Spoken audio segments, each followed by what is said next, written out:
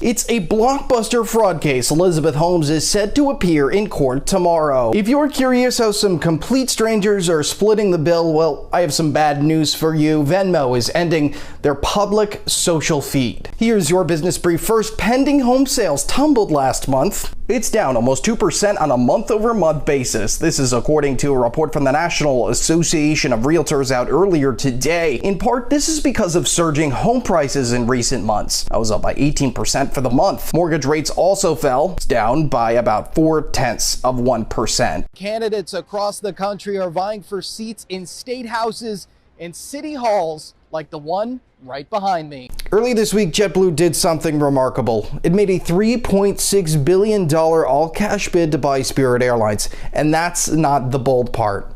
Frontier Airlines was planning on doing the exact same thing. In fact, it was a pre-existing plan in the works already. Regardless, this whole ordeal has antitrust officials concerned. Here's why.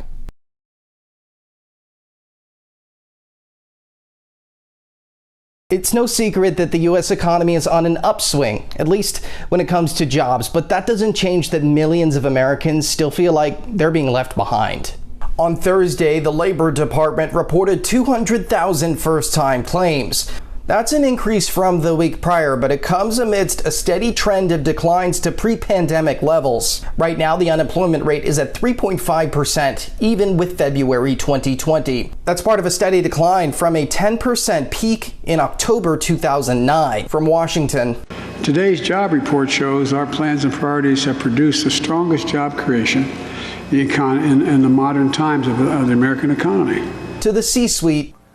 You know, the labor market is unlike anything that I have ever seen in my 34 years, and I think you're going to hear that from every business. We are looking to hire a lot of folks. We hired thousands in the fourth quarter. We're hiring 8,000 here. To Main Street, leadership is excited about the return, but that doesn't necessarily mean Americans got back to work. The key metric here is the labor force participation rate. That includes people either looking for work or actively working. In fact, just since March, the U.S. economy lost a good chunk of its workforce, 0.2%. That's 600,000 people. That means some workers just essentially disappeared from the count, meaning for many, their unemployment insurance just ran out. These are people that are just not part of the workforce anymore. Then there are the underemployed. Those are the people that are working but can't make a sustainable living on one job. Challenges for workers in this subset of the economy were there before the pandemic, during the pandemic, and are still true today. The leisure and hospitality sector led job gains in April. Retail added 29,000. Wages, however, tell a different story. According to the most recent survey from the Economic Policy Institute, 56% of hourly service sector workers make less than $15 an hour. 73% in the hospitality sector. According to a study from MIT, the lowest livable wage for an adult with no children is above $16 an hour.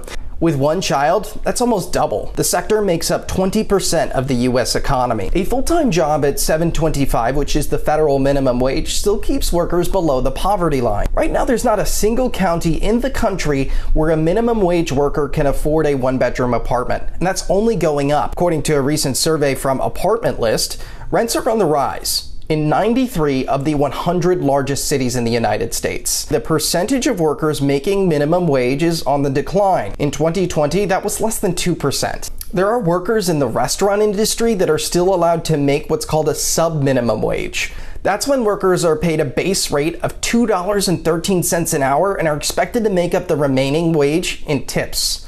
To its credit, much of the retail and hospitality sector have put in place initiatives to attract new workers, including higher wages.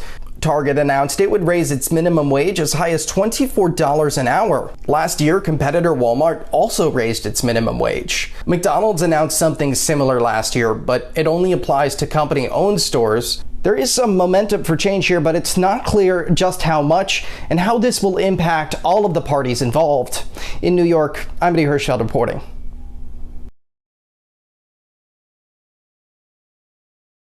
2,977. That's the amount of people that lost their lives on September 11th, 2001. A pivotal moment in American history. It ushered in an era of division. The event fundamentally changed our foreign policy, the way we do business, and most importantly, how we treat each other. I want to start with this organized crime issue that you're dealing with in San Francisco, which is where you represent. You introduced some legislation, bipartisan legislation, to take this issue on, and you just put additional pressure on the FBI. What does this look like?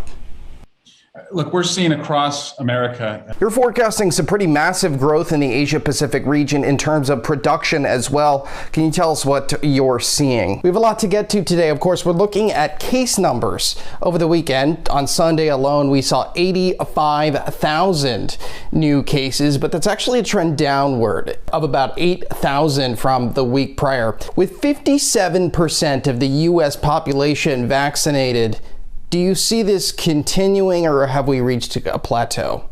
Before we get to the issues, I want to talk about the political reality here. You are running for the Democratic nomination in one of the most conservative districts in the United States. During the last election cycle, you didn't elect a Democrat, you didn't elect a moderate Republican, and arguably you didn't elect a far-right conservative. You elected a conspiracy theorist, that being Marjorie Taylor Greene. With that being said, voters knew what they were getting.